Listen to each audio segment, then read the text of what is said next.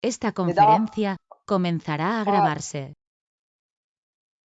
Okay, welcome everybody. This is part of the BNet project.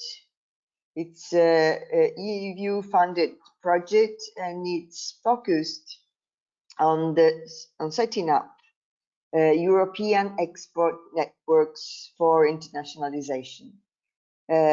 It's coordinated by three European partners, which are Industria, Barcelona Chamber of Commerce, and the Lithuanian Innovation Center.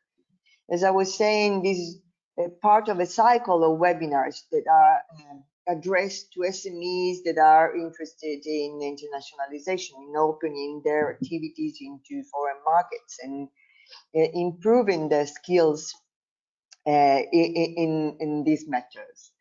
The webinar of today is particularly interesting in this period because the way we communicate is becoming more and more crucial, especially now when the digitalization is becoming a key element and we can meet mainly in person. So the way we tell story, we market our products or our services is becoming more strategic. When we cannot touch each other, we cannot watch well each other or smell, especially if you're selling, for instance, agri-food products or the other kind of products where the material experience is very, very important. So how can we use the new digital tools to communicate well? And how can we communicate well, starting from the physical meeting, from the physical moments to the digital ones? And in this case, storytelling comes in support of all the companies because it implies the use of emotions, the use of our empathetic part.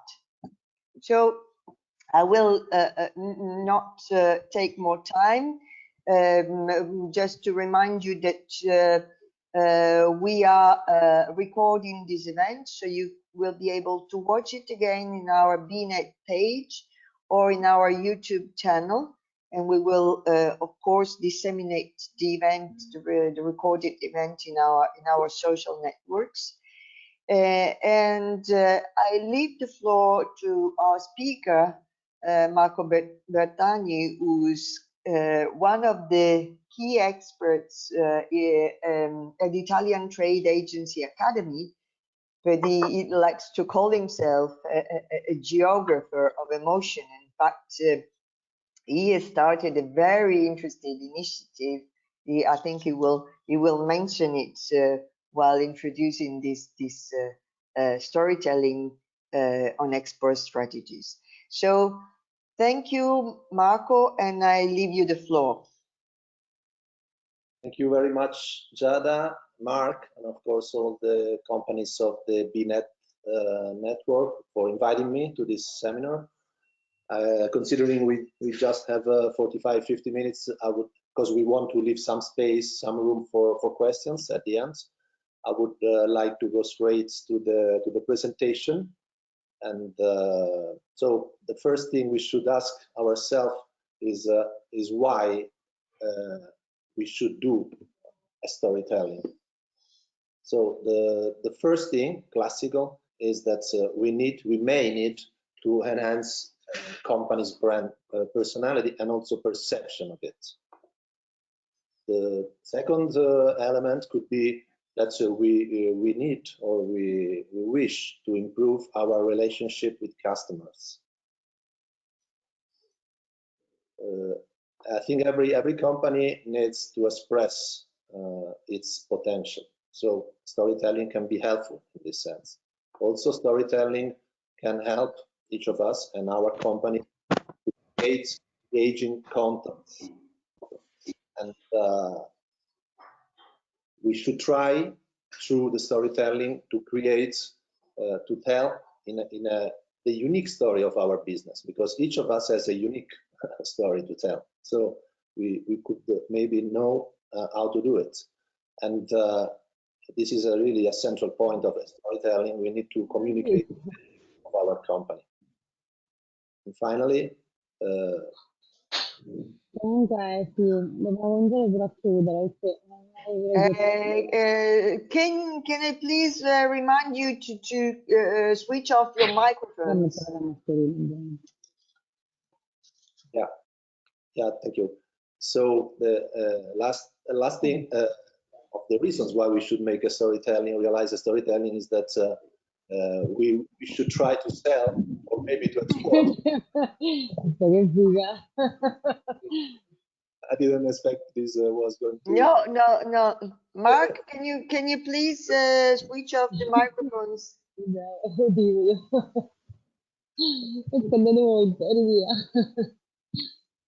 That's a new experience. Part of the storytelling. Okay. It's Sabrina Marino. Can you please switch off your microphone, please? Okay. Okay, it's done. Great. So through the storytelling, we should try to sell, or better said, to export abroad emotions, considering the context, today's context, that is exactly referred to companies wishing to improve their exports. So basically, this is the why. We should also something more so about storytelling, because the borders of storytelling are not that clear. It's a wide subject, no doubts about it. I just tried to make a short list of what is exactly storytelling. First of all, it's a methodology. I think we all agree about that. It's a methodology that can allow us to better know our company and also internal relations. And this might sound as a surprise for some of you, maybe, because basically we think about storytelling that is something towards external environments of company, but we will see today that storytelling is also a very useful tool, a very powerful tool to better know the relations in the company between among managers of the company, among people working in the company. So this is also something connected to storytelling also, but basically a storytelling is something that through exciting and engaging stories help us to communicate the values. But communicate the values should be done in a very authentic and consistent manner. But we also consider the product services, but we do that, we communicate about product and services in a more, how to say, nuanced manner. It's not that we don't talk at all about products and services, because sometimes it happens that according to someone's visions, storytelling only has to talk about the values of companies, something very philosophical. Yes, that's true, but we do not have to forget about the products and the services of the company. And a very important thing, extremely connected to storytelling, is that we should try to refer to a predefined audience. We don't have to consider our public as a generical target, but we should try to read deeply the target, the public we are going to talk to. So that we will dedicate a few minutes about all these points that I mentioned so far. So usually when we have some more time, we play a game. That is this is the board of this game. It's called the Sporting Emotions, but it lasts 8 hours. At the end of this game, each participant will be able to create his or her own emotional export plan. We don't have time, but we will try to go through the main points of how to build a storytelling, how to construct a storytelling. So the questions we will try to answer today are those four. Who are we referring to? Who are we? What do we do? And how do we say it? So let's start from the first point. Who are we referring to? For an sporting company, the very first step, not necessarily connected to the storytelling, so I won't be long on it, it's about choosing the market. So of course it seems simple, but it's not. There are many canvas about accessibility and attractiveness criteria on how to select one or more markets. We just give this for done by the companies, and once we found the markets, the countries we would like to go, we need to read the public. The first thing that we need to do for a very good storytelling is reading the public. So, for example, this is not exactly a perfect way to read the public, you know. This is a very, very nice book written by Setkov, which I strongly recommend. It's about prejudice and stereotypes. Really, it's really funny. You know, the first one, number 17, it's really very. All of them are very nice, but the first one, people who work 20 days per year and people who live 20 days per year. I mean, this is a nice, funny way and very clever way, by the way, to read the public, but it's not necessarily what we need for a good storytelling. You know, here I just leave for documents the full page of this atlas, and there is also another one that I would like just to shortly show you. It's about it's the words seen by the Americans. As you see, these are things that make us laugh, and this is the way we need to read this kind of researchers, of course, smiling, but we need to take care of all these things, because the border between enjoying talking about stereotypes and using them in the wrong way is very thin. Here is also a little game we can do together. Just try to guess what country we are talking about. So the first one, we have a problem, and we find the solution right away. Okay, Germany. The second one is USA. Write down the countries you guess. So we will see how strong you are in stereotypes. This is Russia, China,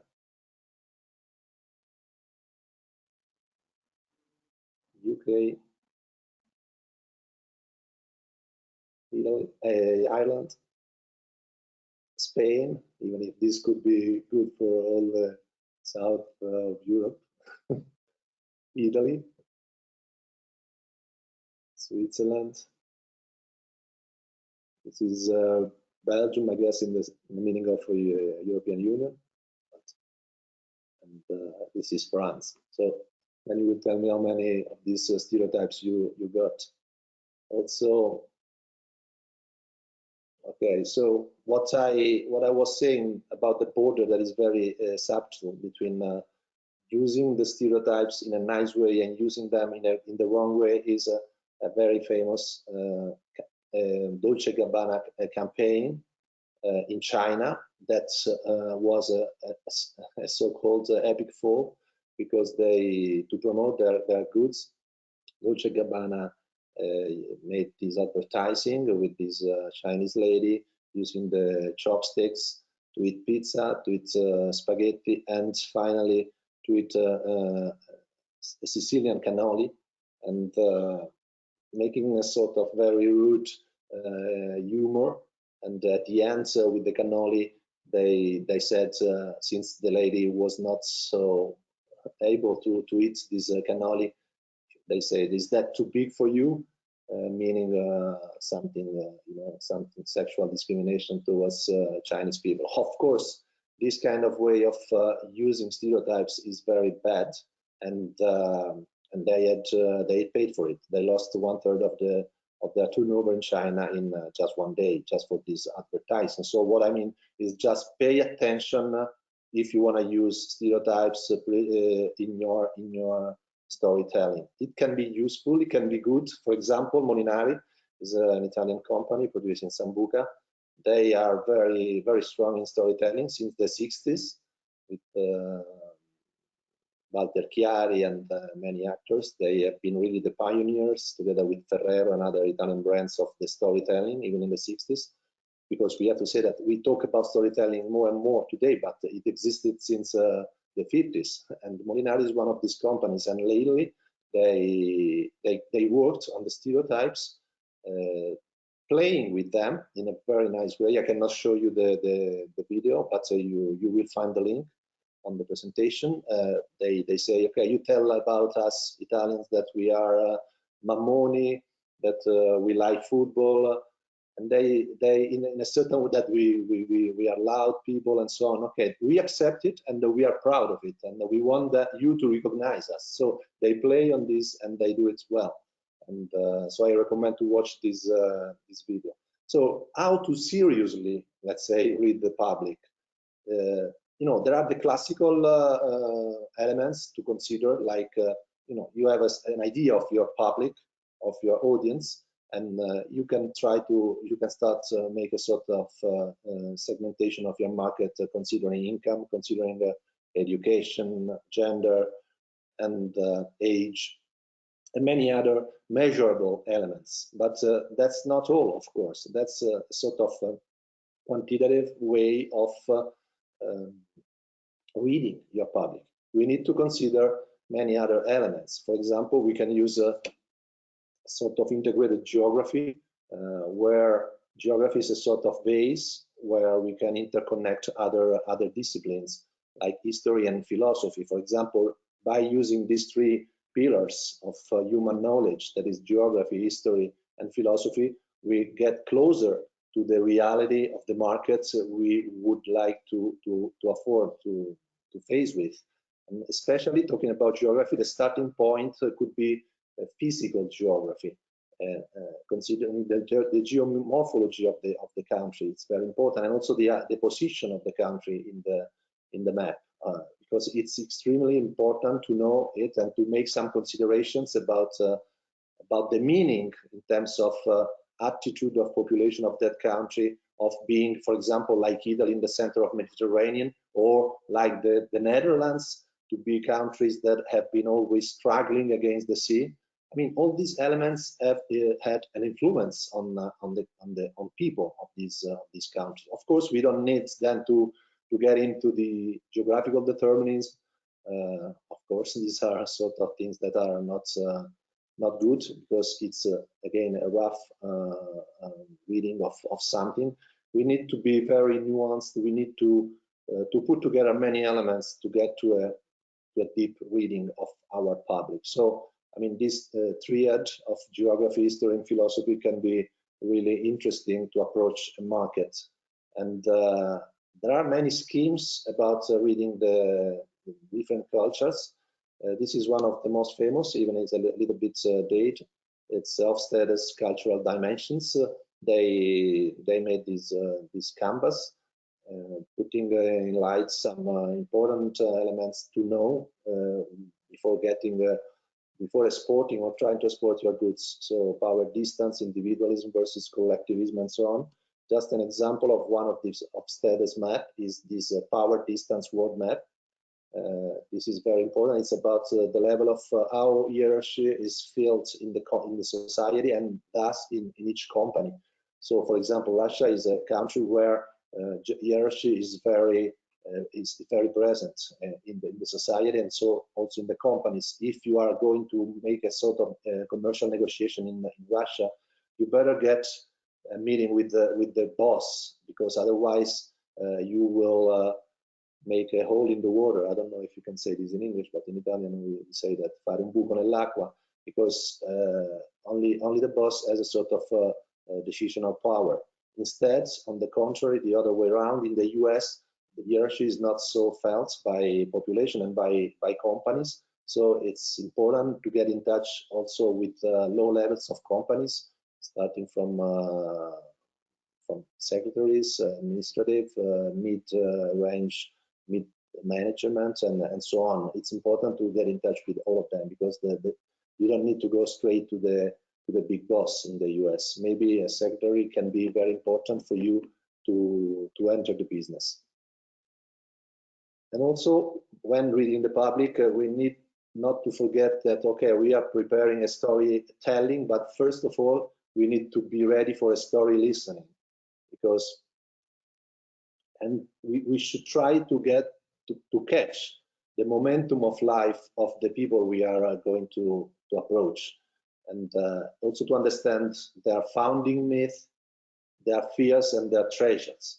Don't worry, I will try to make a short examples about these things that may sound a little bit philosophical, but they are not. And because the story we are supposed to tell is our story, okay, but it's at the end our public's story, our customer life journey. So we need really to integrate what we would like to tell them with what they are ready to understand about our story, and they are ready to understand it when they feel that we are telling them with something with their language, something that is of interest for them, that is giving them what they expect to get. So going back to the founding myth, what I mean is that we need to read the founding myth of our public. For example, the brand Harley-Davidson is a brand that has a specific public.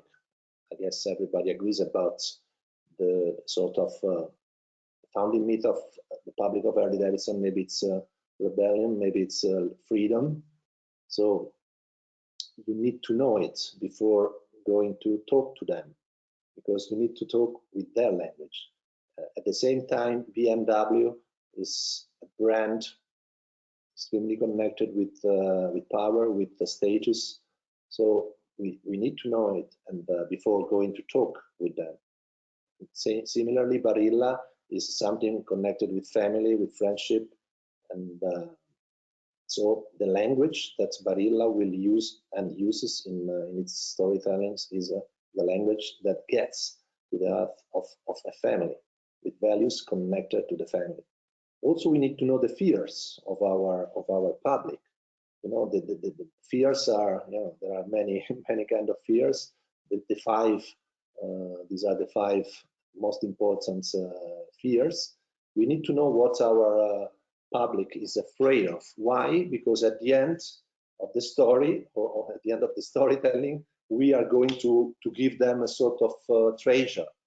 We are going to give them a sort of treasure. We will go back on this, on the treasures in later on, talking on how to make a storytelling, the last part of the webinar. So this was about the first point. It is very important to clarify how to read the public. We really need to make a big effort before even considering the rest. I guess the first thing to do is knowing the public we are heading to. The second key question is answering who are we? Okay, so usually in these and other kind of these webinars, speakers are introduced or introduce themselves by shortly saying what have been their experiences, their professional experiences, and so on. I don't like to do this. I mean, it's okay. I'm just Marco, and I prefer to introduce myself through this picture of myself when I was 3 years old, and because this is connecting with what Giada said at the beginning. I feel myself as a geographer of emotion, because finding back this picture helped me to dive into this emotional world that is our vocation.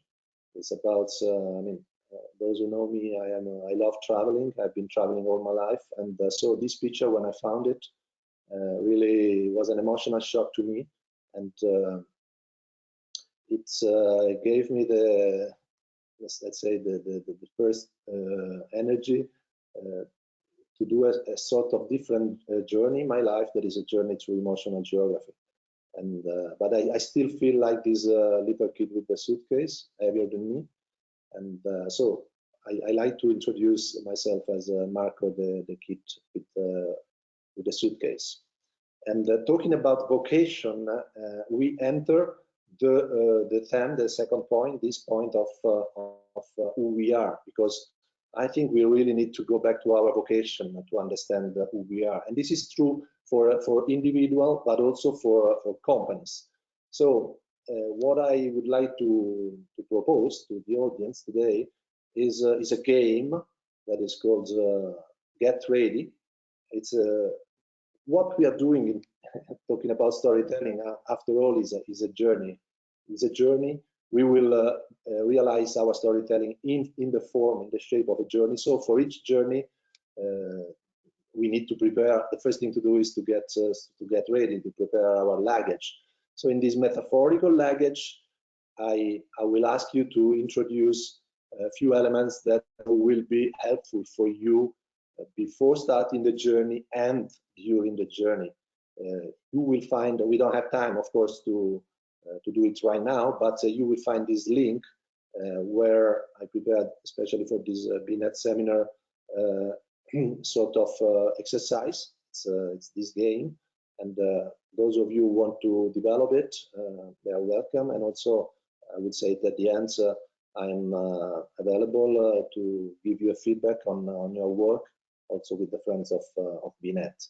But basically, this game is about finding a picture of yourself, because we start talking about individuals, and then we will talk about companies, because after all, companies are made by individuals. The human components of companies very often is forgotten, but we need to start from human beings of companies. And not only that, but we need to start from our inner roots. So each of us should make an effort to find his or her vocation. And sometimes this can be interesting to get it thanks to a picture of when we were kids. Because according to Jung, when we were kids, we are closer to our dream, to our essence, to our soul. Then life corrupts us, all of us, and we get far from the meaning of our life. So when we were kids, possibly we were closer to our destiny. So just try to find a picture of yourself, then try to find a changement that you wish to do in your company, then the obstacles that to the realization of this changement, and then you should try to list the dream of your company. I didn't say the target, I say the dream. You know, there's a difference. So basically, the dream of your company. Then we enter into the methodology. The mythology. You will find some visual cards. You should select one of them and match the imagine with the heart of your company. You will find all the full explanation of this game in the link. And also you can try to find an archetype for your company. It means a character that is able to represent deeply your company. It can be used as a testimonial for advertising. You need to find the dragon, the big obstacles to the realization of your dreams, of your company's dream. Then you can get into some very peculiar words to match again with the philosophy of your company. And finally, you can find a mantra, a personal mantra, or the mantra of the company. These are elements that you carry with you in your journey. Okay. The second game that I am proposing, in order to better understand who we are and also where we want to go, is called Map Out Your Emotions. And okay, now we have the luggage. We need to create a sort of itinerary, a roadmap for our journey. So the proposal is to play this game. You just need a blank paper and to consider these two wheels. It's in Italian, but I guess it's quite easy. Even if you don't stick to these definitions, you can create your definitions, because on the left wheel there are geographical places like valley, like mountain, like river, and so on, or atmospherical phenomenon. And on the right wheel there are all the emotions, all the feelings. Or what you need to do is try to match these two elements, emotions with geographical places. And I try to go a little bit further in the explanation of this. Okay, so you have a white paper. You should ask yourself, where does the company come from? So you need to to go back in your mind to the beginning of the company and to draw on this blank paper some places that matches emotions with geographical places and give an answer to this question. Then you should ask yourself where the company actually is and where is the company going. So these are the three main questions you should ask yourself. You can again freely match elements of the two wheels and create your own company's emotional roadmap. Just remember to draw a river into because the river, every place has a symbolic strand. A river is undoubtedly in every culture the symbol of changement. All right. So don't worry, I just leave you some example of things that have been already done.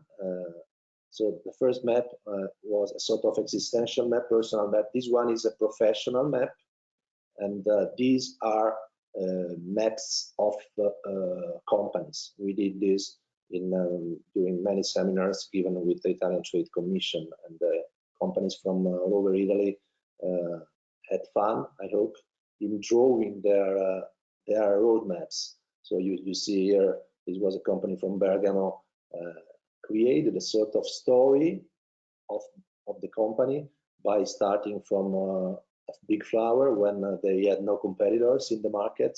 Then competitors came and they had to diversify their production, and they fell into the sea where there are still sharks of competitors, but now they are inside a sort of a big boat and they are protected. They are sailing towards the happy island. So it's just a way of representing the history of your company. And storytelling is also talking about companies, not only about products and services.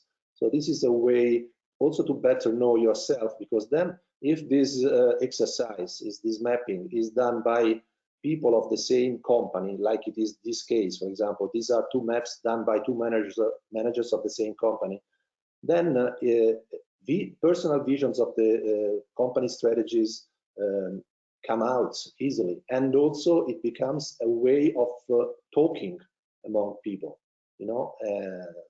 It's a nice way, because sometimes in companies there are barriers. People do not talk among them. Once you drew a map, you have drawn a map like this, you will talk about yourself, about the company easily. So I think this is a way to bridge also people inside the company and to know each other's better. And also it's a starting point of a path towards a company strategy. With Laurent Peter, we are working on a project that is exactly starting from an emotional mapping to get to design thinking. That is a sort of evolution of these charts. So you see, it's a way of talking, and this is a very nice example, I should say, of a company who did both the exercises. So this is the vocational picture. You just see a kid with all things to go to the sea, which is fine. The problem is that this kid is exactly on the edge of the Apennines, and so the closest sea is 300 kilometers. That's why we named it the Optimistic. And this person, Michele, he carried this optimism in his company, and then he drew this very nice, by the way, they are in the design sector, map about the history of the company. So these were just few examples of how to map out your values, how to map out yourself and your company. Okay, that was the second point of today's webinar. What do we do? It should be 3 instead of 4, but what do we do? It's not so important. We should, of course, we know what we do, but we should try to understand, to answer the question, what we metaphorically do. Also, we need to know what is the intrinsic value of our product service, and which are the values we would like to transfer to our public,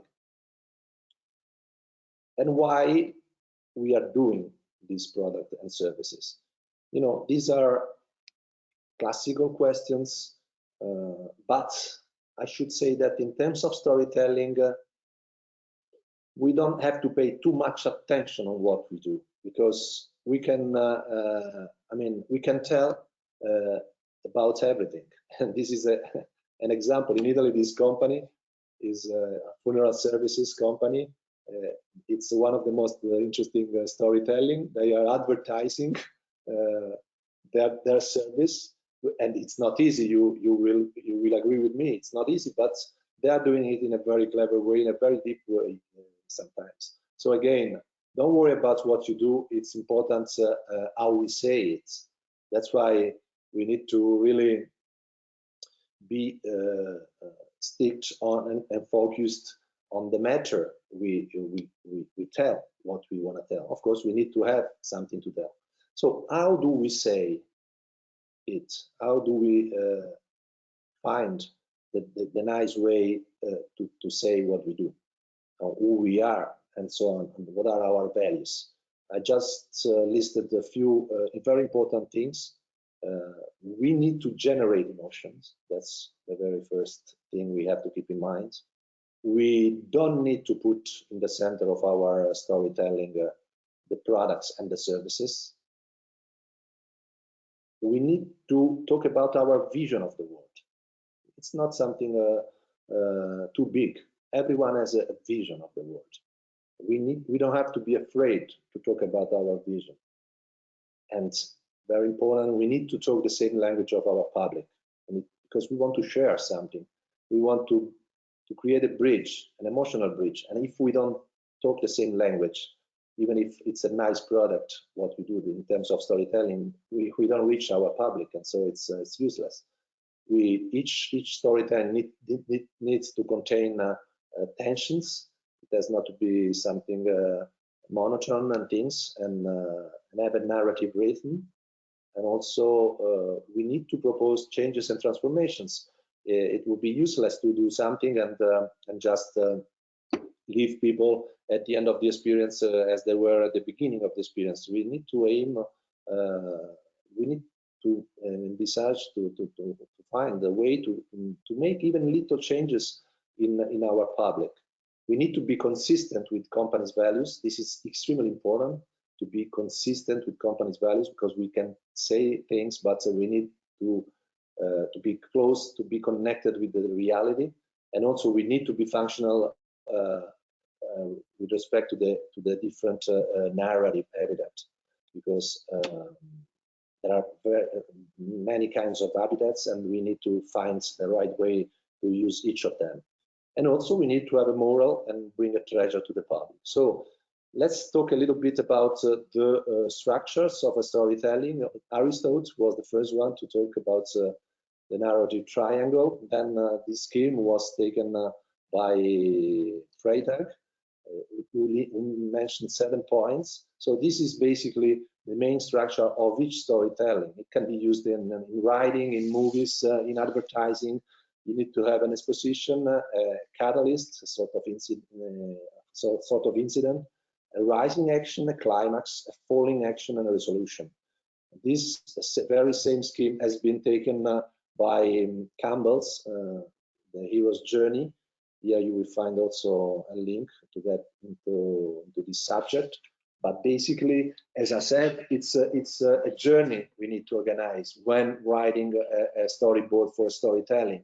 So there will be, there are many different steps, but basically it's the triangle of Aristotle, but developed in 12 stages, or I don't know what is the exact number. So a call to adventure, crossing the threshold, and so on. We need to do all these steps, or at least some of them. Here I just give you a few examples of very well videos talking about the hero's journey and the narrative structure.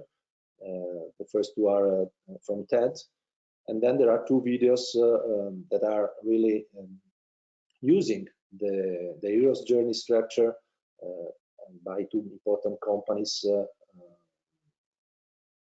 Chanel and I forgot. It's another one in the jewelry, and I forgot it. Okay, it will come back. So I advise you to watch these videos because these are really interesting examples of storytelling. So, this is enough about the structure that we need to give to our storytelling. But also we need to take into consideration that to create a good story experience, we need not to forget about the fact that the story has to be likely, has to be multi-sensual, because the more senses we stimulate, the more deeply our history is perceived. It has to be transpositive. I mean, we need to carry almost physically people inside our story, and it needs to be transformative. As I said, it would be very good if a person, before watching our advertising, our storytelling, thinks in a way, and at the end maybe thinks in a different way on the same subject. Then we talk a little bit about, as I said, narrative habitats. This is very important as well. And as Giada said at the beginning, right now storytelling is more important than ever because it's a nice tool for digital histories. It's true, we would say something about digital storytelling, but of course it's still very important, the paper storytelling and the relational and territorial storytelling. Let's go a little bit through these different narrative habitats. So this is a picture. Okay, it can be nice, it can be, I don't know, it's a nice place, no doubt. But this is a better picture in terms of storytelling, because the first one is static, the second one is dynamic. You know, a picture, to be a good picture for storytelling, needs to hook the person, and the person should ask what's going on here. You know, in the first one, you just see the trees and nothing is going to happen. In the second one, yes, it's a very iconic picture, we agree, but here there are many things that can happen, and there should be also an escape in each picture, because it cannot just be decided what will happen. Here there are few possibilities, but okay, we like to think, even because story went like that, the charts stopped before the point. So, but it should be dynamic, and this is also the case of this very interesting advertising of Mercedes about, it's a poster, so it's not exactly a picture, it's an imaging that has been built on the computer, but again, the rules are the same. It's a very dynamic picture, you know, it can happen everything. This is something that this is an advertising campaign for a braking system of Mercedes cars, and I find it extremely interesting. And again, it's interesting because you can imagine many situations out of this single picture. It's very important to find the right style for the right public. If we are to sell military stuffs to the Ministry of Defense of, I don't know, Spain, we are probably not going to use a lovely or a sporty language. We need to find the right style for the right public. I just suggest this beautiful book of Raymond Queneau about styles exercises. I guess most of you know it. It's a very nice reading about how a single situation can be presented in 99 different styles. Now we are working a lot, I mean, in Italy at least, about mapping. Mapping is a sort of paper storytelling that can be interesting, and it can be also digital. So this was about paper storytelling. Relational and territorial storytelling is very important as well. It can be a retail storytelling like this. This is a shop in Amsterdam. You get in and you think to be in the jungle or somewhere like that. So it's very inclusive environments. You can consider, okay, this is my friend, also a teacher for Miche, Marco Barozzi, gave me this picture, and it's fantastic. This is what we should not do in relation storytelling. Okay, then the name, I mean, creative party, and you find these two people sleeping, or I don't know what. This is what we should not do. I mean, if you want to do a relation storytelling, you need to do exactly the opposite of these two nice friends. And also the relation is very important. Relation is very important because I know we are in the COVID time, but for example, in this case, we were doing a lobbying action in Europe for the sector of wine distilleries.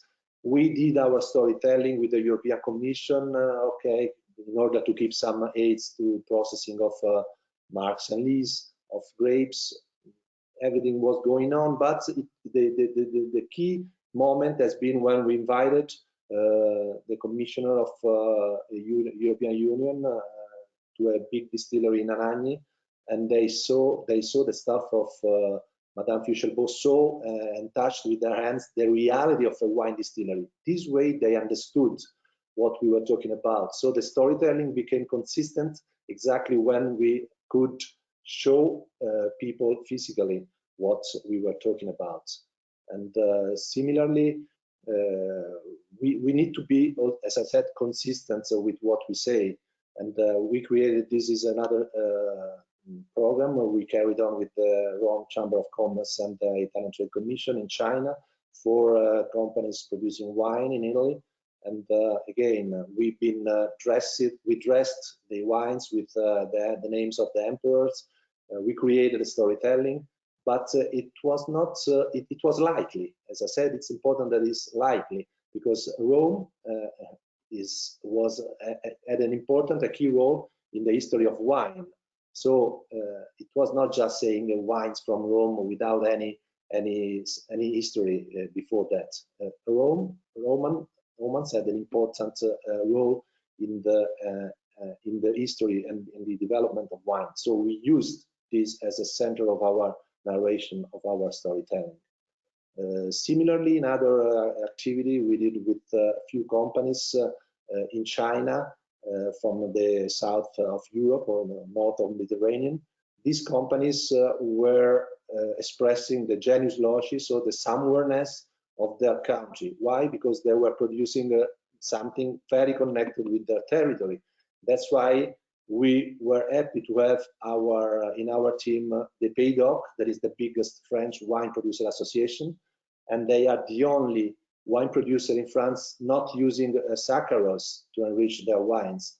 So they are allowed to talk about terroir.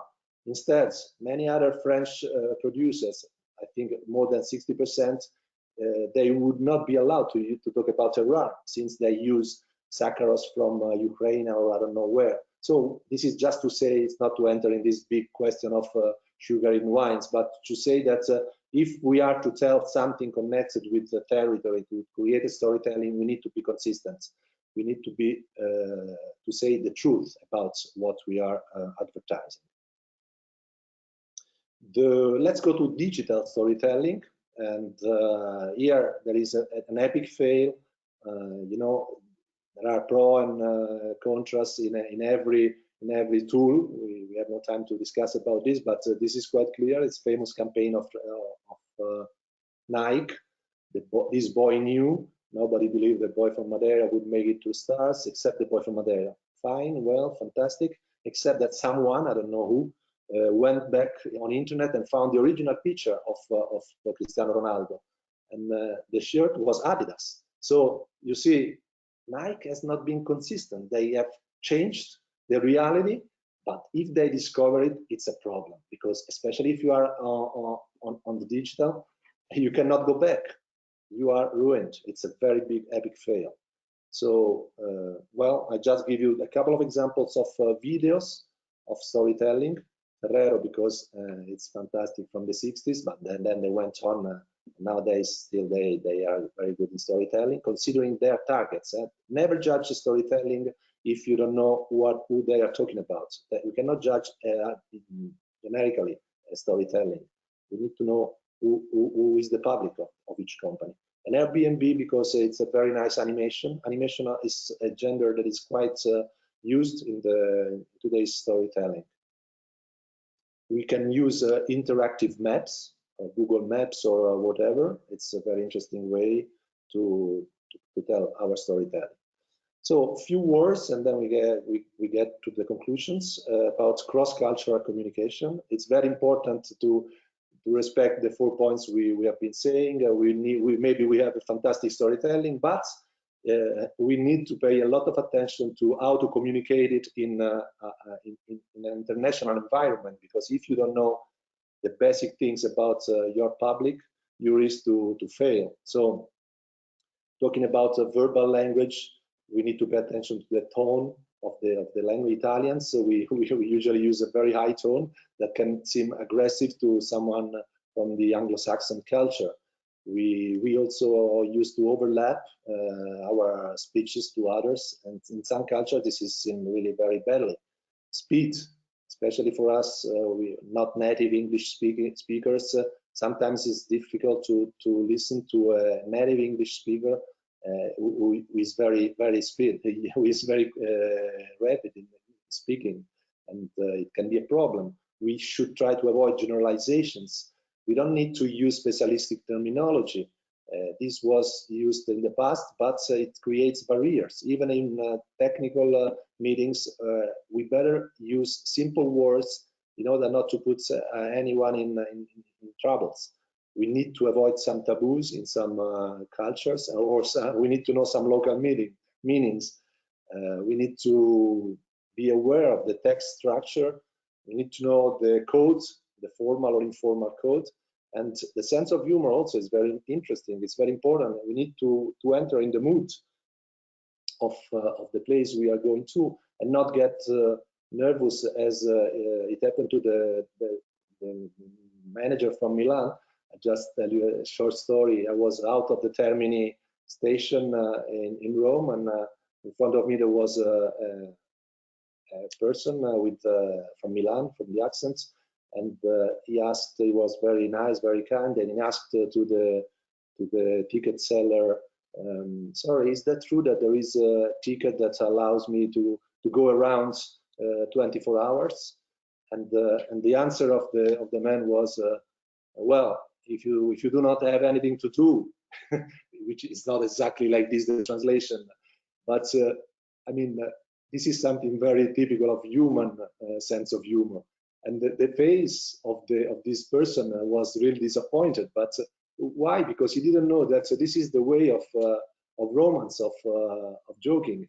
And well, this is just a small example, but the concept is we need to know the codes of the sense of humor in the places we are going, in order to not to get angry because of that.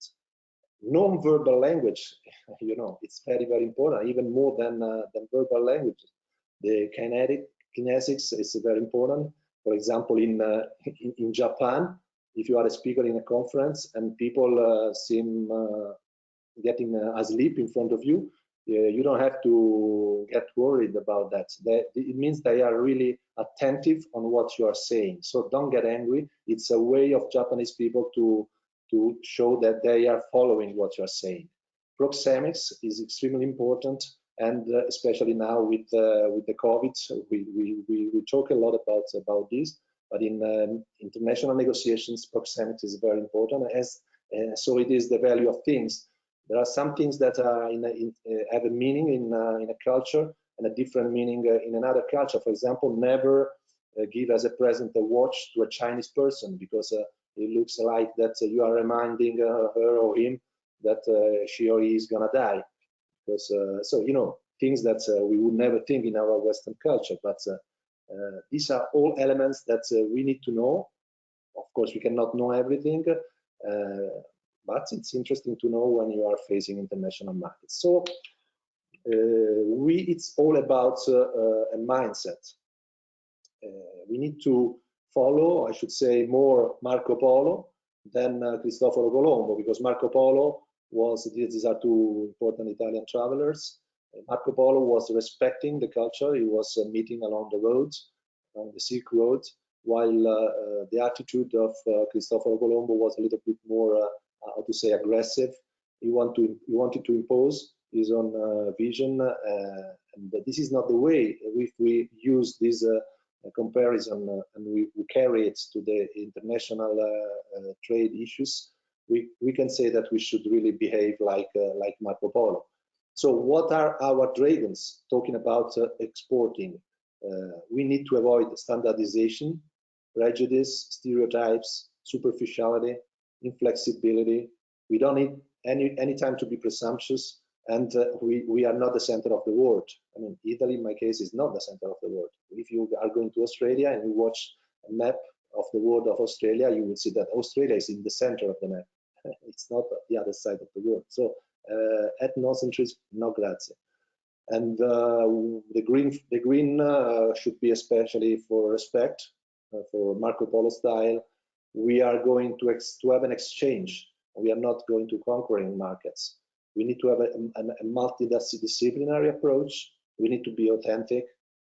We need to express the genius logic of our place, of our territory. It doesn't matter the product we are trading, and we need to develop creativity as far as possible.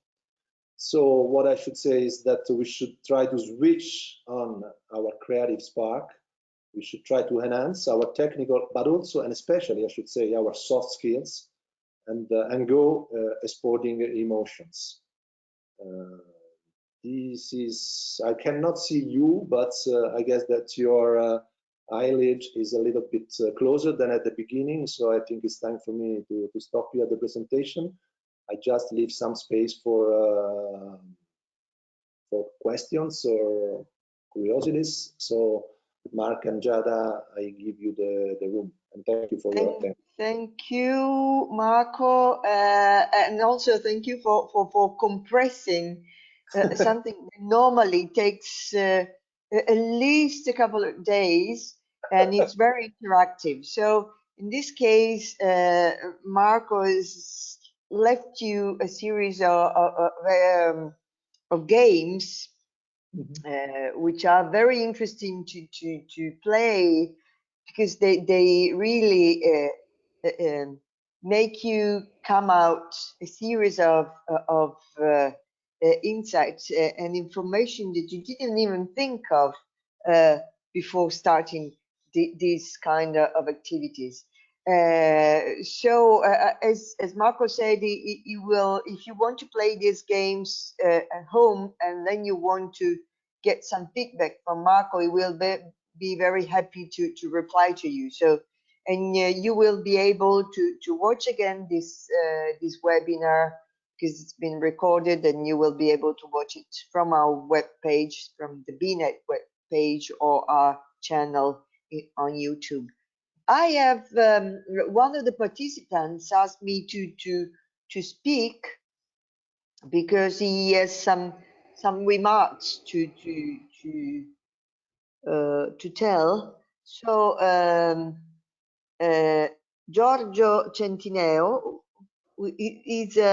is actually especially an expert on China. So it will be very interesting to hear what he has to say. Giorgio, Sure. Hello, everybody. I'm not just an expert. I cannot say that I'm an expert on China, because now in these days everybody is telling that he's an expert on China. I can tell what I do. I do promotion of the Sicilian market, of the Sicilian territory in digital platforms in China for Chinese tourists that wants to come to Sicily. So the intercultural communication is so linked with my profession. So I had two questions about the first was about the Dolce Gabbana advertising strategy, because when we talk about Dolce Gabbana and China, we say that the advertising strategy was so it was not worth it, because they lost many money, so much money from these advertising strategies. But if we analyze it as a global strategy, advertising strategy, I think it is logically related to their global advertising strategies, because the advertising strategy the main topic was the prejudice. Because if we watch the ad video made in Naples for Italian markets, it was a prejudice. It was the topic was okay, we are in Naples, there were thieves and everybody was dancing. So use a prejudice to promote their clothes. So my question is, why Italians didn't get mad and Chinese got mad? Because in China was in the advertising video in China was the prejudice. But we know that the prejudice is one of the most consistent strategy and topic, because it's 80% truth and 20% lie. So the problem sometimes is not that our topic is bad. It's not. The most important thing is that the topic and the strategy is not understood, was not understood by the public, because sometimes when we talk about China and netizens, but also in Italy and in the Western and the Western places, we have to deal with ignorance, and sometimes the netizens just talk and don't analyze. Because if you analyze the global advertising strategy of Dolce Gabbana, it was logically linked to the topic they wanted to stress and they wanted to show. This is one of my questions. Because if we say that we have to avoid prejudice, then we have to avoid Marco Polo. Because Marco Polo, we don't know if he did exist or not. We know that he didn't write the book. The book was written by someone else. So this is one prejudice. The second prejudice is the number 4 in China. Of course, it's linked with death. But if you do an activity, I don't know if and you want to give them a present, I don't know if the Chinese won't pick up the number 4 because it's linked to death. So this is also prejudice. And the other question is also linked with the ignorance thing. The thing you did with the labels in the wine in the wines in the Roman wines is something that is not for the ignorant people, because nobody in China will know the name of the emperor of Caracalla of the other one. So it was a niche strategy that is different. So the storytelling is totally different. You have to then sometimes it's more difficult because you have to build this brand awareness, and the brand awareness is in your case is linked with history. Who's gonna nowadays? Who's gonna read history books? Who's gonna read something about the Roman emperor if he doesn't have time to do it? You know what I mean? Okay. I just try shortly to answer Giorgio's questions about Dolce Gabbana. What I should say is that yes, you're right. The global strategy of Dolce Gabbana is about prejudice. Fine, they made their calculations about the pros and cons of all of this, but maybe they did wrong calculations as far as China was concerned, because probably they didn't understand that on certain kind of subjects like sexuality, Chinese people were very sensitive, much more than Italians probably. And so it's just a question of trying. You cannot have this is a global strategy that is useful for Italy, for China, for Germany, or whatever. When I was talking about reading the public, I was meaning exactly this. You need to be very detailed in terms of understanding the way your public will perceive your advertising, and they did it wrong. And they did it not wrong because of people are saying or media are carrying on this epic fail. They lost 1/3 of Chinese turnover in 10 days. So we can judge it in this case the fact that that was a wrong campaign for China. Maybe it's good, as you said, for Italy, even if it's not that clear. But so this was about Dolce Gabbana. About Roman wines in China, you are right. It's a niche strategy. We do not think that all Chinese people will know about emperors, but considering we selected an importer in China that is extremely skilled in wines, and this is not always the case in China. And this person was going to educate Chinese people about wines. We put together the two things, and we tried to enter in this niche through education about wines and also about the history of wines in Rome, because there is a lot of history of wines in Rome. So I hope I answered your questions, Giorgio. Sì, tutto chiaro, all clear. Thank you. It's always, as Marco was saying before, it's all a matter of being well prepared, studying well who is going to be your audience and where you want to go. It's about the mapping. I mean, where is my dream when I'm preparing my journey, my suitcase? So this is a very important element, because if you plan, if you design well the way you're going to communicate, then you will have more chances to be accepted or be heard. It doesn't mean that this is a very important step. Of course, it's a long journey before you get to your prize, which is get it into that market. But the elements Marco has been talking about are really crucial for really key to your success, and the way you're going to be listened, the way your mission is going to be accepted. Are there any questions? Are there any other questions from the public?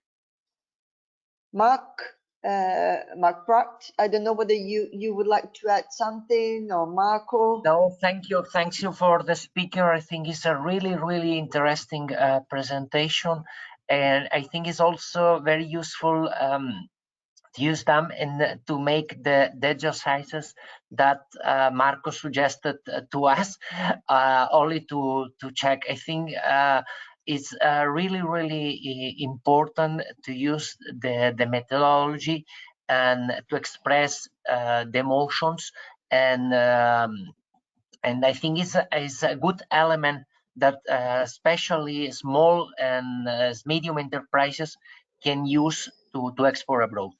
Thanks, Giada. Thank you, Mark. And just to make another example about China, right in these days, the Italian Trade Agency is bringing forward a very strong campaign, education campaign on wine, on Italian wines. So the staff from the experts from the Italian Trade Agency based in China are organizing a sort of roadshow where they teach to wine importers, restaurants, and other key stakeholders how to drink, how to use, and what's the history of Italian wine, because knowledge is the first key to promote, as Giorgio Centineo knows well, is the key, is one of the keys to Yes. promote in a good way a product, because some products, sometimes we assume that they are well known, but in some countries some products are totally unknown, and you have to teach them how to taste them, how to use them as ingredients in some recipes, etc. So the way we tell and we communicate, the way we tell the stories of these products are crucial. So if there are no other questions, again, I leave you I mean, Marco will be very happy to answer even afterwards. You have here his email, and I thank you for participating, and I remind you that we will have a last event on the way SMEs can react to the COVID stress, and we will announce this new and final event, final BNet webinar on our on our website and by our social media. Thank you again, and enjoy the rest of your day. Thank you, Bye. everybody. Ciao. Oh, there is another question. Sorry, before. Can I ask you when the video? Oh, very shortly. And Esta conferencia comenzará a grabarse.